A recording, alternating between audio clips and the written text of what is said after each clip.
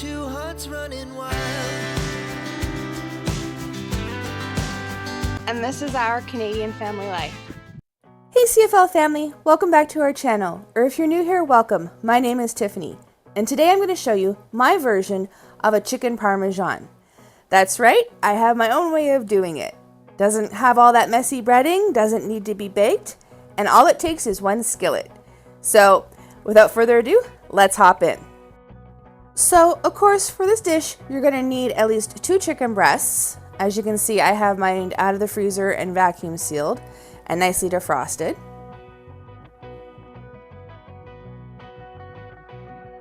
Next, you're going to need some kind of oil. I'm using bacon grease. I prefer to use bacon grease over some of the oil sometimes. It just gives it a little extra flavor.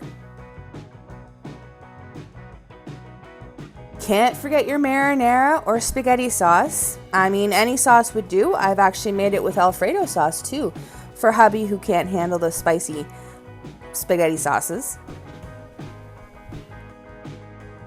And of course, you can't forget your Parmesan cheese.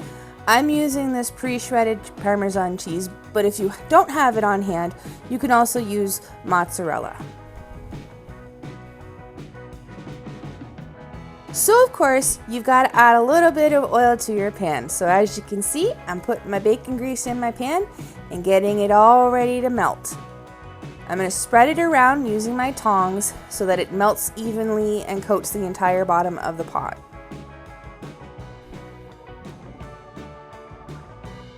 Next, of course, you add your chicken breasts. And as you can see, as I'm putting them in the oil, it's hot enough that it's already starting to cook them, which is exactly what you want.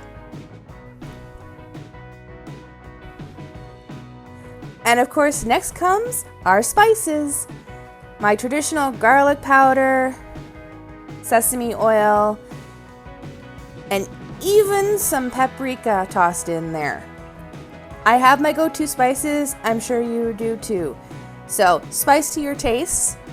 Cooking is an adventure. Once you've spiced them, you're going to want to spread the spices around a little bit evenly so they don't clump. Next, we're going to flip them over onto their other side so that we can spice this side.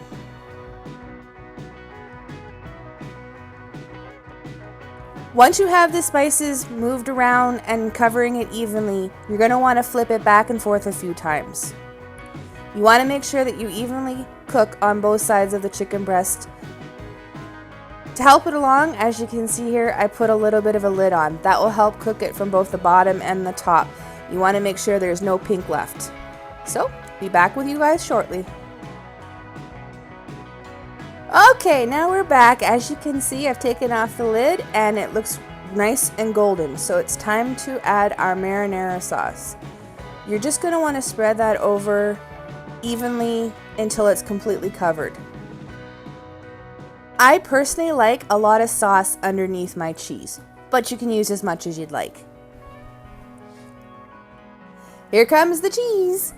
Now it's time to spread the cheese evenly over the top of the marinara sauce covered chicken breast so that it will melt nicely and evenly as well. And just like before, we're going to try adding a lid to help melt the cheese. I'm trying hard not to have it touch the chicken breast because I was afraid the cheese would stick to the lid. But in the end, I lost the war with gravity and it ended up smushing the cheese. So I guess only time will tell whether or not it'll melt to the lid. So, be back with you guys in just one moment. I allowed the chicken to cook for about another 10 minutes. And look at that, everyone. Doesn't that look amazing? I mean, look at the cheese melt. Doesn't that look scrumptious? It melted nicely and cooked beautifully. And now, let's get it on its plate. Alright, so as you guys can see here, it looks scrumdiddlyumptious on the plate. And I made fries to go with it. So now, all that's left is a taste test.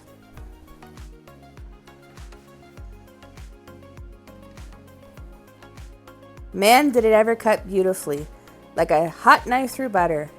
And doesn't that look great? Just look at the coloring. No pink. And was it ever good? If I could have 2 thumbs up. We hope you all enjoyed this video. If you did, think about giving it a thumbs up. It really would help us out.